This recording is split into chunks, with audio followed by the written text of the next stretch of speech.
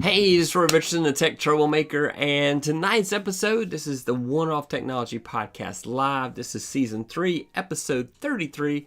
Lots of threes in there. 3, 3, 3, 3, 3, 3, 3, 3, 3. I like threes. Threes are fun. It's a fun. I like threes. We should go plant lots of threes. Anyway, point being, tonight's episode, we talk about Facebook's Metaverse. So what?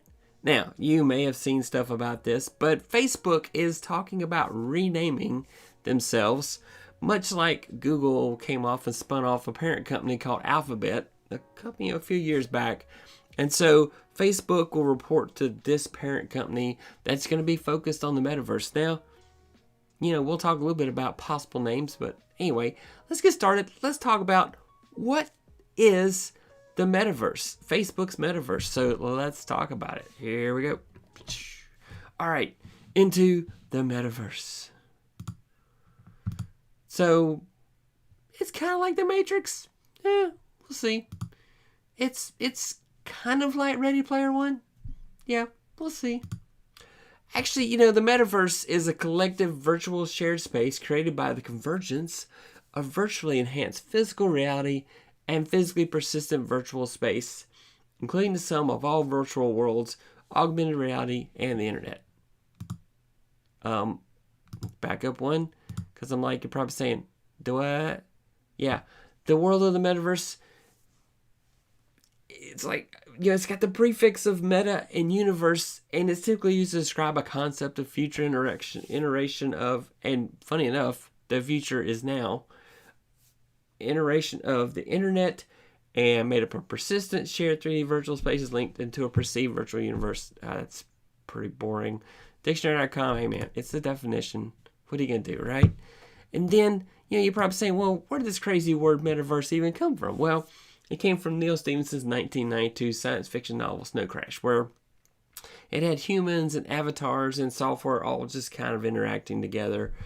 And, okay, we'll skip it. Anyway, but here, let's get it narrowed down. So imagine a 3D world that requires currently virtual reality glasses like Oculus Rift or HTC's Vivo, all these different, there's other vendors as well. Apple has virtual reality glasses or a headset coming. They haven't released it yet, but it's coming. It's going to be there. It's going to come out. So the catch is, and Google has also, done Google goggles, and then they kind of pulled that back. So they're like, well, the world wasn't quite ready for that yet. But Facebook thinks we're ready. See, first of all, Facebook bought Oculus, the VR headset company, for $19 billion a few years back. And we kept waiting. Did you do something with it yet? Did you do something with it yet? Google went out and bought a virtual reality company as well, which really hasn't done anything yet, or at least it hasn't released it out to the public. And Facebook thinks we should all go to virtual workrooms and have our meetings this way, and so you can actually interact with Zoom and that type of thing and have it all connect up. They also have, here's a place where you can go frolic and play around, Horizon Worlds, and Facebook's renaming itself. So, what? And we're going to talk more about the metaverse, so hang on with that. But I just want to talk about Facebook's renaming. Here's some of my suggestions. I suggest that they name it the Oasis. That's just what I think they should call it. I think they should name it the Oasis, but, what do I know? But that's what I think. I think they should name it the Oasis after Ready Player One. I think that would be the best bet. That's my favorite plan. And then, next up, back up. I love when things go.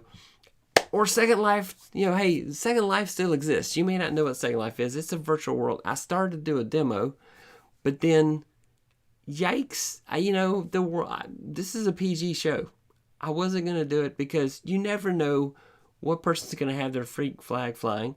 Not that I'm against that, but I like to keep my show PG, and so therefore, I didn't do a Second Life demo because I was scared what would happen. I thought it'd be okay. It probably would. But you just never know. But anyway, Second Life is a virtual reality thing that ran in a browser. It used to be VR HTML. So they had this standard where you could write HTML for virtual worlds, virtual reality. It never really took off. I played around with it. Everything was like little stick figures and stuff. And Second Life was much the same way. kind of like an immersive video game. But over time, kind of they worked it out. And I thought, I'm half joking here. Facebook, you should just buy Second Life. And then, this is my favorite option, just make a new version of Sims called Sims Work-Life Balance Edition. I think that would be a good name. This one I threw out the other night, just also trying to be funny. Buy MySpace and then, put it together with Napster and just bring it up anyway. But no, seriously, what does this metaverse stuff mean? It will be like a virtual mall where your avatar can go buy things and have them shipped in the real world. It will be a world where you buy digital assets to trick out your virtual world, from clothes to cars to houses. Think Sims or Second Life. I mean, think about it. That's what you could do.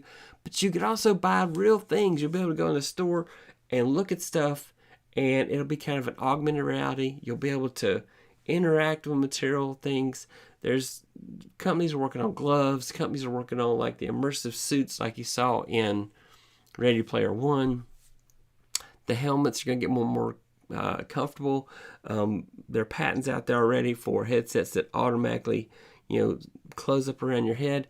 Gently, of course, but the point being is that, one of the things that is painful about VR headsets is that it takes so much effort to adjust them, to get them perfect on you. And so it'll be able to adapt to the person.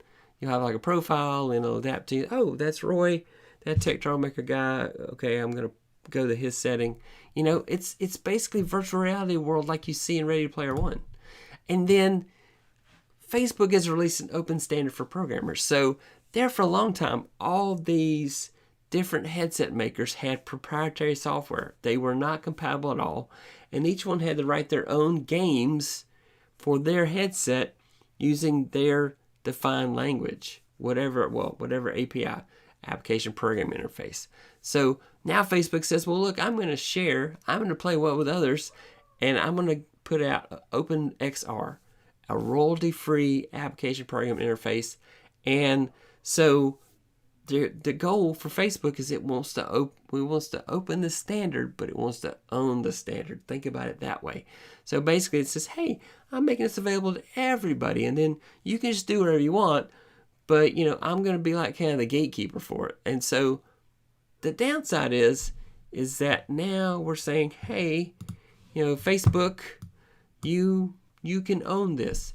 And I'm not sure I want Facebook to own my future. Think about that. Now, OpenXR, game companies like Epic are already working on games that will use this standard. So, and then retailers like Walmart are looking to build virtual reality stores, basically, or alternate reality applications, so you can view, like, hey, this is beautiful tea picture here. Let me imagine on my phone what it's going to look like in my kitchen. So you can literally say, oh, hey, look, there's a new coffee pot. Oh, that's going to look great. And you'll just take your phone and do it. I mean, companies are already doing this. But Facebook's plan is that it wants to be the portal to everything. So think of it as the interstate. It's like this interstate, and you pick the highway you want to travel on, and you take the highway and you go to anywhere you want in the Facebook world, and it'll take you to your games, and your friends can all meet there, converge at the same place, and go into the game together. So think of Fortnite. All your friends are in the Facebook lobby. They've just done some shopping. They may have went to a casino, did some gambling. They may have watched a concert. The Foo Fighters are playing in one of the virtual rooms, and you leave the concert, and then you walk over to Fortnite with your friends, and you all onboard into the game and begin playing the game there. And you can buy stuff there and utilize it elsewhere in the metaverse. Yeah, exactly. So, hey, Big Red. Yes, exactly. This is part of Facebook rebranding. Facebook's name has become toxic, but they're not going to change the name of the social network. It has too much visibility. It is their brand. But what they're going to do is they're going to spin off a parent company that will own Facebook and Oculus and other entities. WhatsApp, Instagram will all just be things that belong to the parent company. And so that's what's going to happen. But none of this stuff that's going to happen is going to be free. Either Facebook's going to make money somehow, or by getting a commission when you buy stuff in virtual stores. It's going to be like that. Now, is whether Facebook social media? No, it's going to continue. You got, the metaverse is just going to be a new place to be social, where you go somewhere in the metaverse and you meet up with friends. And so instead of having to give them a status update, there you are in the metaverse and you are just chilling, hanging out and talking. And, Facebook thinks that youth will gravitate toward this new reality. And I firmly believe that to be true. I just don't know if they're going to gravitate to a Facebook-owned reality. It's going to be interesting. It really will. I mean, they spent $19 billion buying Oculus, the VR headset maker, and they're already saying this year they're going to spend $10 billion building the virtual framework that's going to make all this possible. And they are lobbying all these different companies, trying to get them involved. That's what they're doing. And so it's going to be very interesting to see what becomes of that. Now, Chapter 2. And before I get into Chapter 2, ta-da, do the nothing here. Anyway, let's do there. All right, Tech Troublemaker here. Anyway, so if you like this kind of stuff, if you like tech news where I go into detail about it and tell you how it can affect you, then I would really appreciate it if my subscribe button will work. Wouldn't you love that happen? Yeah, man, I'm having one of those nights where things don't want to work. Let's go to the nothing. Ta-da. All right, so if you like this channel, please subscribe and hit the bell. It'll let you know when I've got a new video coming out. Thank you so much for watching. And, if you're watching this on replay, be sure to leave me a comment. I would love to see your comments. Oh, everything's going a little crazy tonight. I love this. It's going to be good. I practice and then it still goes haywire. That's just how life is sometimes. It's just how life is. And if you're one of those social people, you can find me out there on Twitter as TechTroubleMKR. Also on Facebook as TechTroubleMKR. Those are great places to send me a message, reach out, say, hey, how you doing? Yep. Don says, hey, Big Red, how you doing? All right, cool. Now, next up, back to the boards. All right, so Amazon has announced that they're in a partnership with Cedars-Sinai Hospital, and they are releasing basically Alexa devices for the hospital rooms.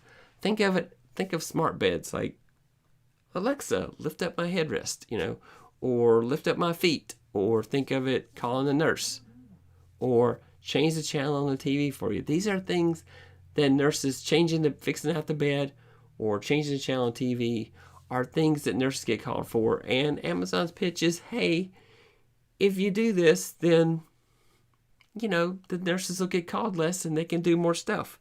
I really would like to see that, I think that'd be neat. I'm not sure I want Alexa in the hospital room with me, but, I understand where they're coming from. And I think, yes, I use it for so many smart devices. And so I think this would be good. This could conceivably be a time saver for nurses and doctors. So I think that's great.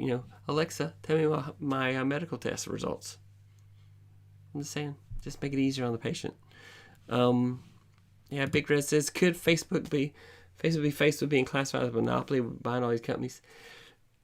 Yes, no, maybe too early. It's already bought all these companies. It's just going to turn them into a parent company like Google did and have them all be subsidiaries of a parent company that's all about Facebook's metaverse. And it could be they even get so bold and name the parent company Metaverse. It could happen. Congress is going to do some regulation. The whistleblower stuff that came out that showed that Facebook does not seem to care about its users, that it allowed on purpose things that were causing hateful speech on Facebook and on Instagram to exist. I think that Congress is going to attempt to regulate them and the other companies. YouTube and Snapchat, Snap company now, it's not called Snapchat anymore. The app's still called Snapchat, but the company's called Snap. But they were both in Congress today testifying, and Congress was asking questions. Those that could actually spell internet were asking questions about, hey, what are you going to do about the fact that Facebook is hurting people because it's not in the best interest of people. It's more focused on profits than it is on people. Yeah, I don't know. And my next story, Apple releases macOS Monterey. Monterey came out on Monday. So far, so good. I've already upgraded both of my Macs, which is interesting because originally Apple said my old 2015 Mac was not going to get an upgrade and that was going to be left on the side of the road. So that was a pleasant surprise. I was not expecting that. Can't really handle it. It's only got 8 gig of memory, but but it doesn't have a lot of horsepower either. I tried video editing on it, and it's just not good. Hence, I had to get the new Mac to do video editing and live streaming and all that fun stuff. Anyway, so if you happen to be a Mac user, you may want to wait a little bit. A patch did get released today for version 11. So yeah, you may want to download the patch. But that's it. That is the news I have for this week. Thank you so much to everybody that came by to watch. And any questions?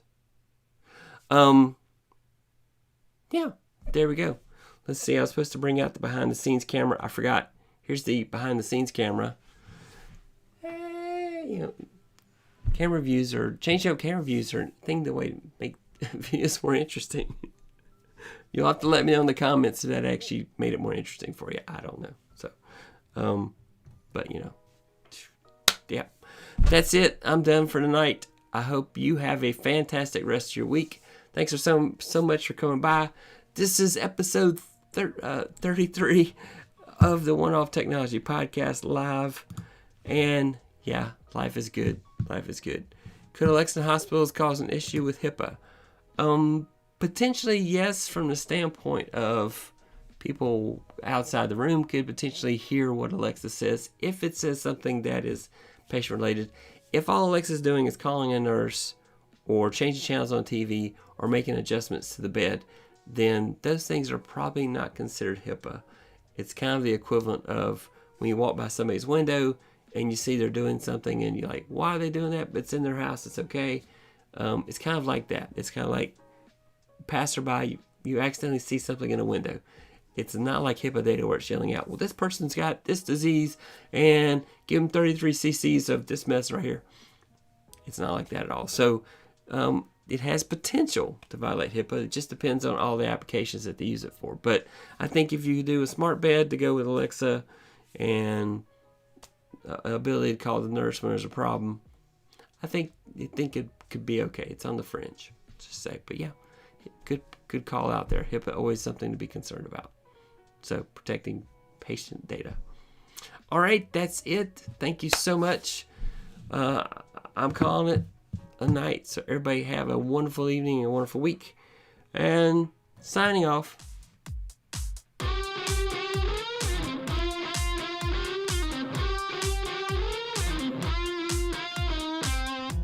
This is the One Off Technology Podcast with your host, Roy Richardson.